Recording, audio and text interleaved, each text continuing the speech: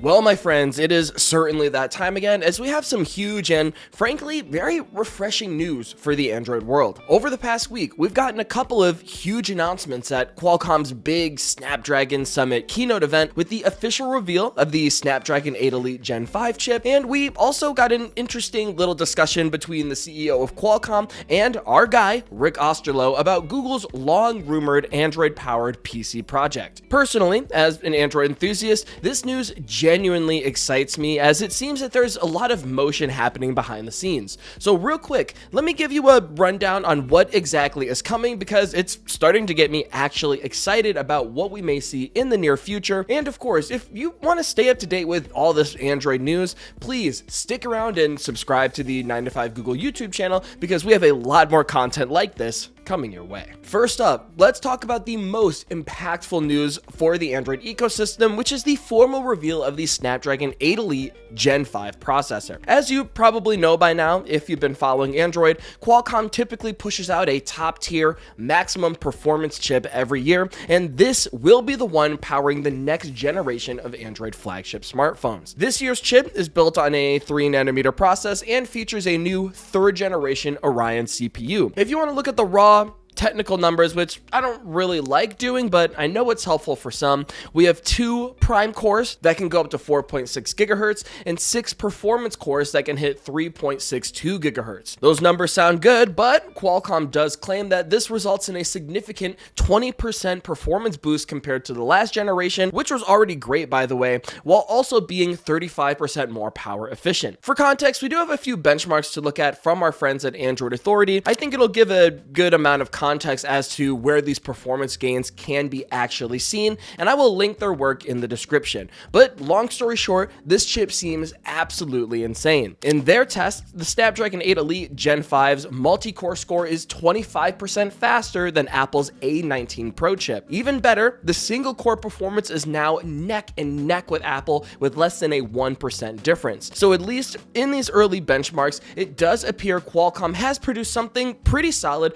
that can keep Android super competitive, which is always great to see. Do keep in mind, this was done on a reference device, so actual consumer hardware might be tuned a bit differently in their final launch, but for now, it's really good news. Unfortunately though, there does seem to be a bit of an issue here, as in the sustained tests, the chip did start out incredibly fast, business as usual, but after the first 4 runs of these benchmark tests, performance did throttle down, dropping just to 58% of its peak performance. Something we'll have to keep an eye on when the actual hardware is released down the line. If you're someone that's into gaming, there is some good news here as well, as the new Adreno GPU seems to be pretty fast, showing a 23% performance increase over the OnePlus 13. In the ray tracing Solar Bay test, the chip is 18% faster than the Snapdragon 8 Elite for Galaxy in the S25 Ultra. Not to mention, the chip itself offers a new feature called Adreno High Performance Memory, which is essentially dedicated memory for the GPU to help games feel more responsive and be more power efficient. If you're someone that's into camera features, the Snapdragon 8 Elite Gen 5 chip is the first one to support the new advanced professional video codec introduced in Android 16 that allows for near lossless video capture. And combined with a new 20-bit pipeline in the Spectra ISP, we should be experiencing richer colors and better overall dynamic range in your photos and videos. Finally, it would not be a 2025 chip launch without a major focus on AI, where Qualcomm was able to flex a little bit here as well. For example, their Hexagon NPU, a microprocessor specifically made to handle machine learning tasks, is 37% faster and, according to Qualcomm, is specifically designed for agentic AI, something that will definitely be a lot more popular in the AI world as time goes on. Alongside that, benchmarks show some tasks like image classification being 19% faster, image segmentation and super resolution being 55% faster, and this chip also uses AI to enhance Wi-Fi with a new 5G AI processor, which can result in 50% lower gaming latency. So all of this sounds really exciting actually, and it seems like this new chip is going to go toe-to-toe with Apple and level the performance playing field, which will lift up the entire Android ecosystem, so I am super happy about that. But even more exciting is that we got a huge update on Google's long rumored project to bring Android to the desktop platform. This happened at that same Snapdragon Summit event where we got our announcement on the new chipset. During an onstage presentation, our guy, Rick Osterloh, and Qualcomm CEO Cristiano Amon were on stage for a Q&A session where they discussed Android for personal computing, and Rick was asked to share his thoughts on where he saw things going in the future. Long story short, he said the strategy overall is to bring rich computing experiences to every device category, and then lists off a few experiences like Android Auto, Android XR, smartphones, of course, but at the very end, he adds to that saying that this Android/PC project is a way that they can leverage everything like their AI stack, their Gemini models, their applications, and developer community into one single platform. Basically, this was Rick's super professional, clean, technical way of saying that Android is capable of being a desktop class operating system in their eyes, and they seem to have a strong vision, at least on the software end, on what that's going to look like. But the most interesting part of this conversation came from Qualcomm CEO. After Rick Osterloh explained that Android merger concept, Cristiano made a quick comment saying, quote, "I've seen it.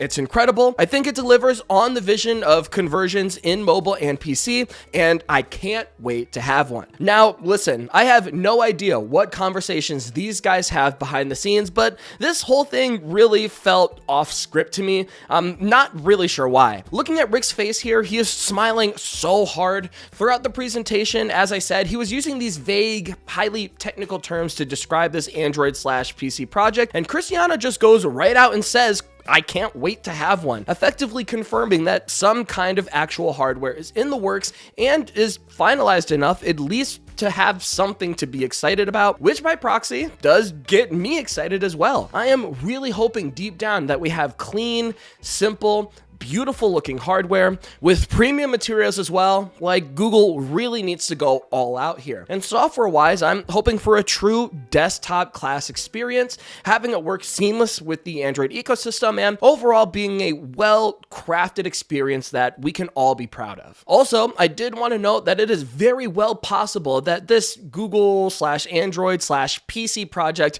could be running on a Snapdragon chipset instead of Google's own Tensor chip, assuming that there's only going to be one device made by Google themselves. This is just speculation here, but the fact that this slice of Android news took place at the Snapdragon Summit with Rick Osterloh is no coincidence. The fact that the Snapdragon CEO seems so excited about it doesn't seem like a coincidence either, and also they did directly say Snapdragon chips will power Chromebooks with the new OS, so here's to hoping that Google's first-party device will be using Qualcomm, although I guess you could interpret that Google is working on multiple devices from multiple manufacturers, and maybe some of these other ones like Samsung or Asus might be using Qualcomm, and Google might be using Tensor for their own dedicated Pixel book or whatever this is going to be.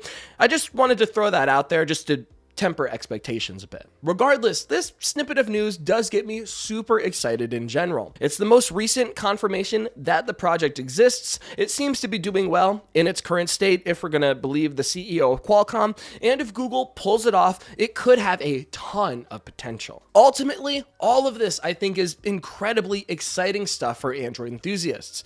On one hand, you have Qualcomm delivering a super powerful new mobile chip that pushes the entire Android flagship space forward, and on the other, we have Google and Qualcomm collaborating on a new category of device that could finally deliver on the promise of a converged mobile and PC experience. But my friends, those are just my thoughts, and I want to hear from you guys now.